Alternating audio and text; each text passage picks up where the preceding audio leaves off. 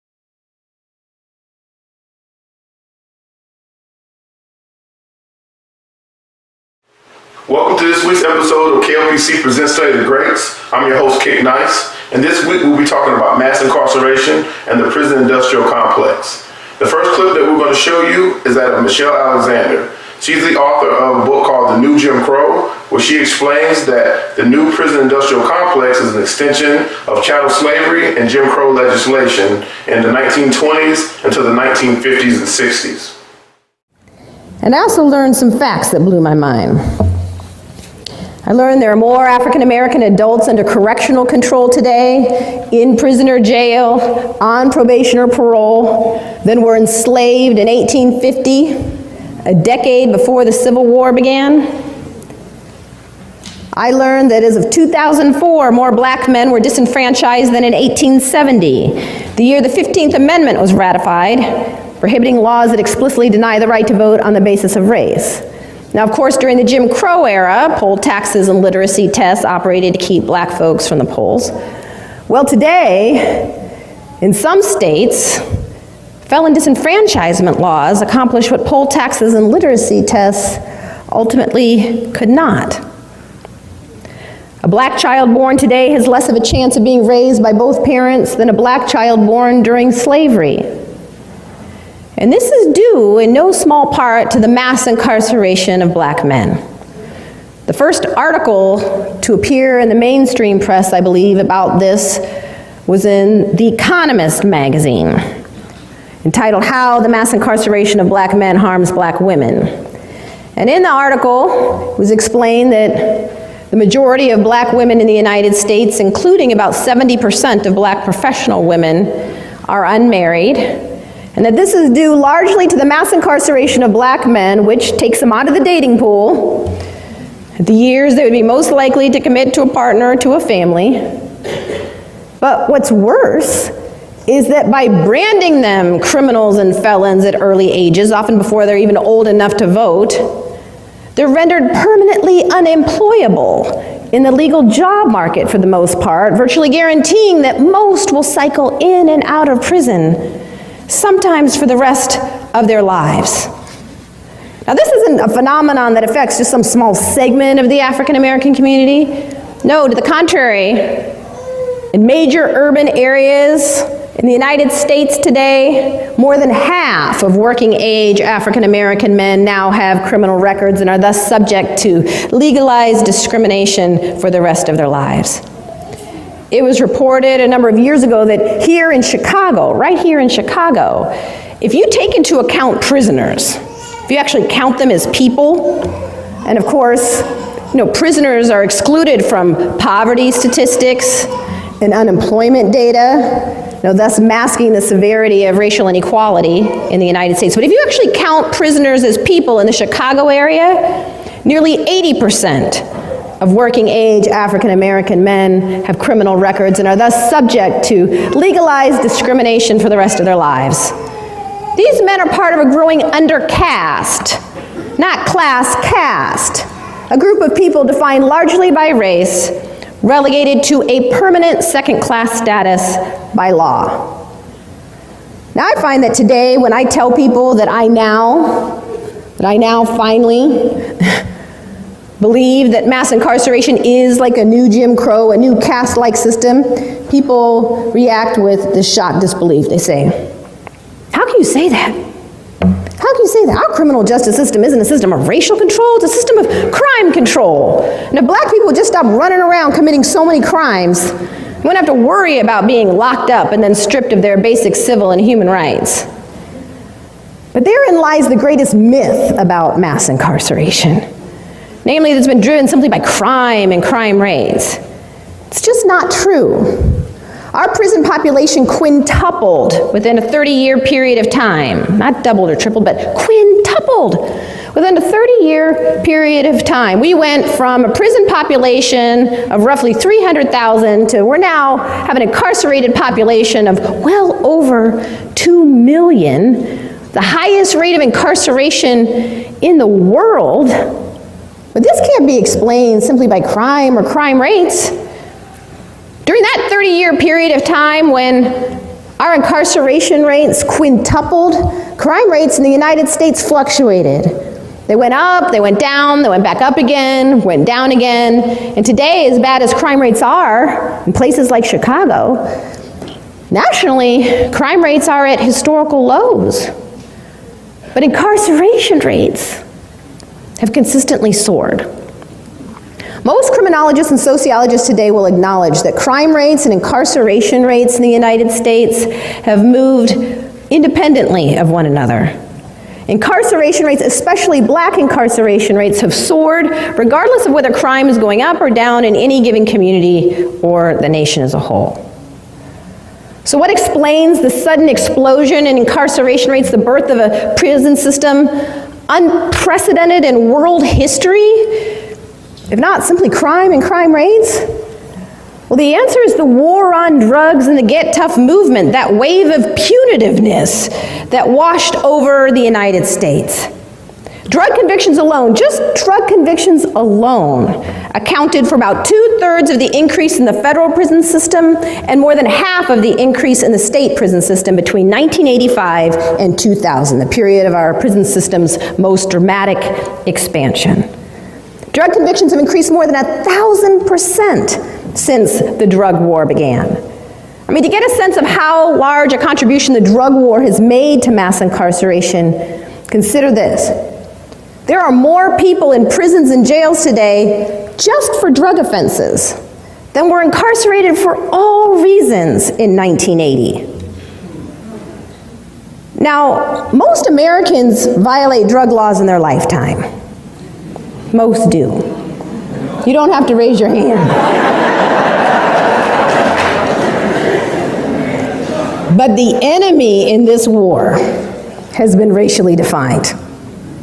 Not by accident, this drug war has been waged almost exclusively in poor communities of color.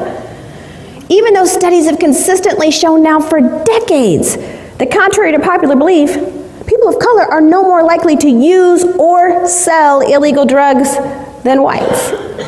That's right, or sell. Now that defies our basic racial stereotypes about who a drug dealer is. If you picture a drug dealer in your mind, who do you see? There was actually a study conducted on this subject in the mid-1990s, a national survey. People were asked, close your eyes and picture in your mind a drug criminal.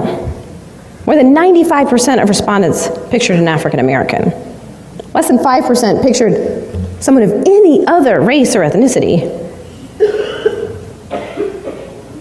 So when Americans think of drug crime and drug criminals, they typically think of black folks.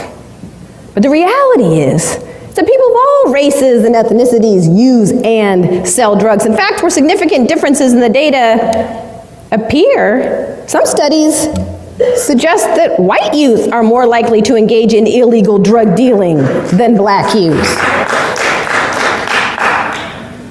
Drug markets are fairly segregated by race.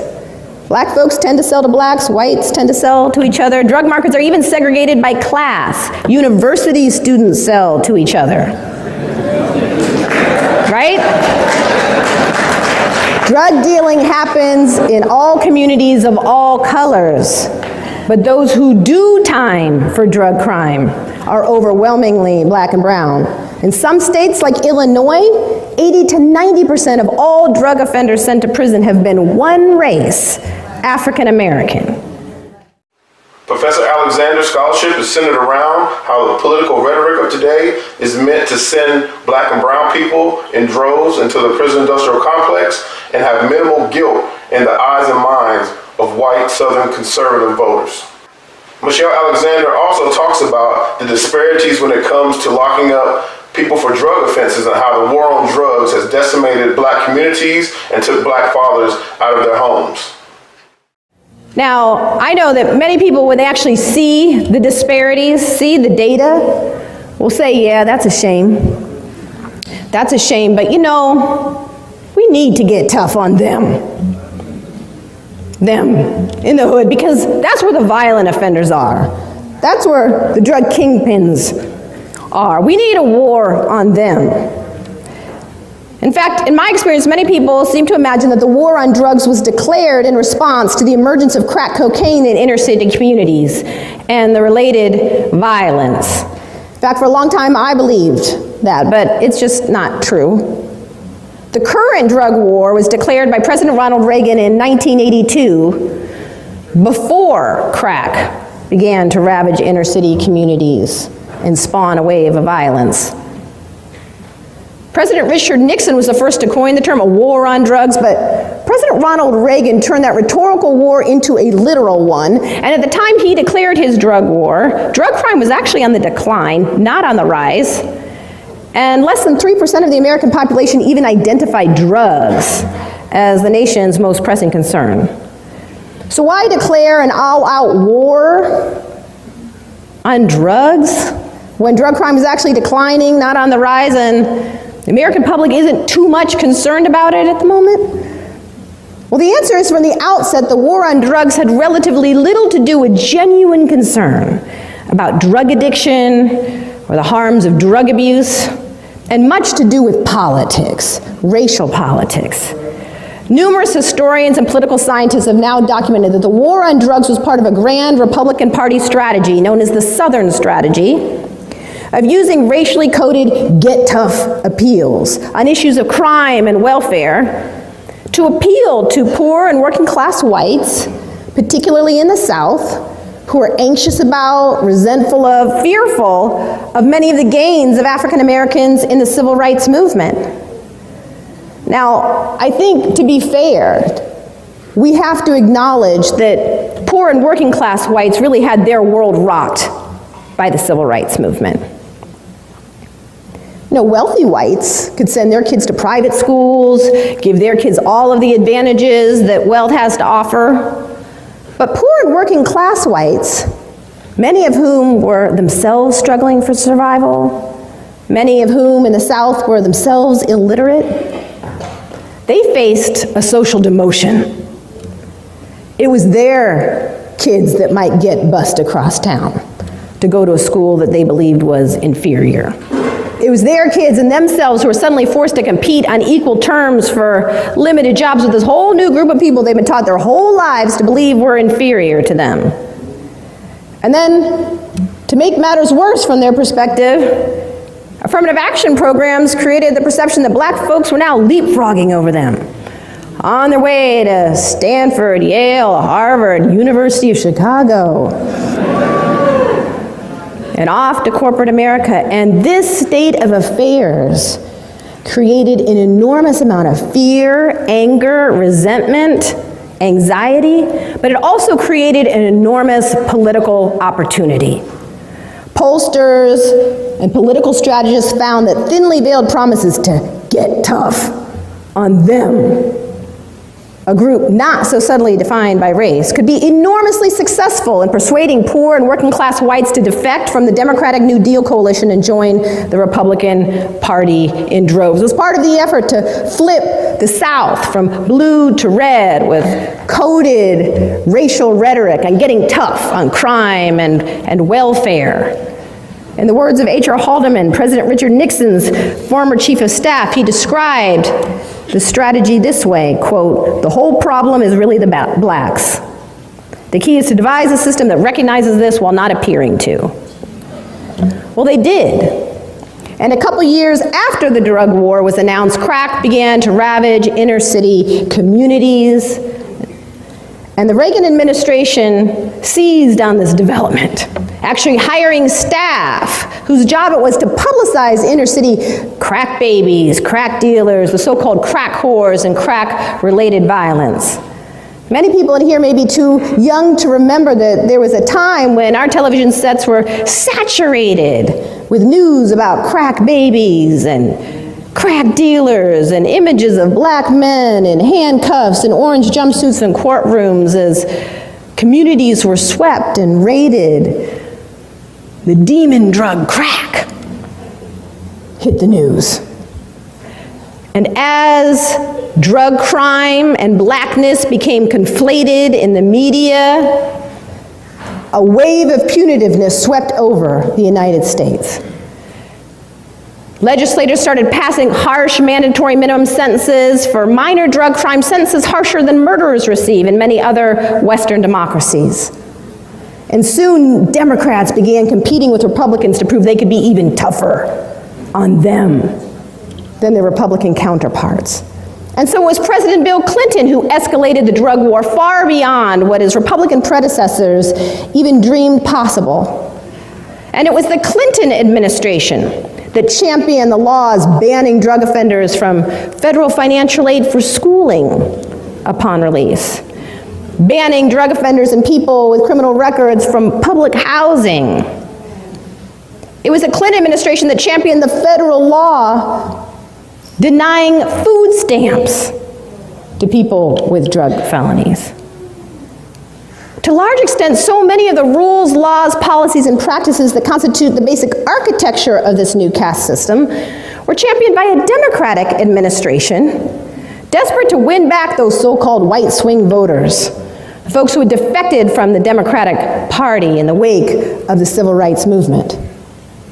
But of course, there were more than a few black politicians and black voices that were saying, "Get tough too."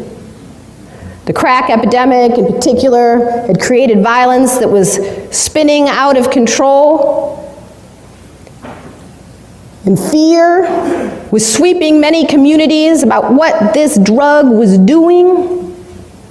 And one thing that has become abundantly clear to poor communities of color is that if you ask for good schools, you aren't likely to get them. If you ask for jobs or economic investment, you won't get that either. But what we've learned is that the one thing poor folks of color can ask for and get are police and prisons. But it seems we got more than we bargained for. For now here we are, decades later, with millions of people cycling in and out of prison, trapped in a perpetual undercast. Now I find that still many people who are familiar with this racial history will say, well, that's a shame too. But we still need to get tough on them, declare a war on them, because that is where the violent offenders are and the drug kingpins. What people don't realize is that this drug war has never been focused primarily on rooting out the violent offenders or the drug kingpins. Federal funding in this war has flowed to those state and local law enforcement agencies that have boosted the sheer numbers of drug arrests. It's become a numbers game. State and local law enforcement agencies have been rewarded in cash through programs like the Edward Byrne Memorial Grant Program for the sheer numbers of people arrested for drug offenses, virtually guaranteeing that law enforcement will go out looking for the so-called low-hanging fruit, stopping, frisking, searching as many people as possible to boost their numbers up. And the results have been predictable. The overwhelming majority of people arrested in the drug war have been arrested for non-violent, relatively minor offenses. In fact, in the 1990s, the period of the greatest escalation of the drug war, nearly 80% of the increase in drug arrests were for marijuana possession, a drug less harmful than alcohol or tobacco, and at least, if not more prevalent, in middle-class white communities and on college campuses as it is in the hood. But by waging this drug war almost exclusively in the hood, we've managed to create a vast new racial undercast in an astonishingly short period of time. Now, where has the U.S. Supreme Court been in all of this? Well, far from resisting the rise of mass incarceration, the U.S. Supreme Court has eviscerated Fourth Amendment protections against unreasonable searches and seizures. The U.S. Supreme Court has granted the police license to stop, frisk, search just about anyone, anywhere, as long as they get consent. And what is consent? Well, consent is when a police officer walks up to a young man, the officer has one hand on his gun and says, "Son, will you put your arms up in the air so I can frisk you, see if you got anything on you?" The kid says, That's consent, and that young man just waived his Fourth Amendment protections against unreasonable searches and seizures. The police do not have to have a shred of evidence, no reasonable suspicion, no probable cause, nothing to engage in that search and that encounter. And while that may seem like no big deal, just an inconvenience, momentary humiliation, that gets played out over and over and over and over again. The New York Police Department reported that in 1 year alone, they stopped and frisked more than 600,000 people. In 1 year alone, overwhelmingly black and brown men. But the U.S. Supreme Court, through a series of decisions beginning with McCleskey versus Kemp and then Armstrong versus the United States, has ruled that we cannot challenge these racial disparities now in a court of law.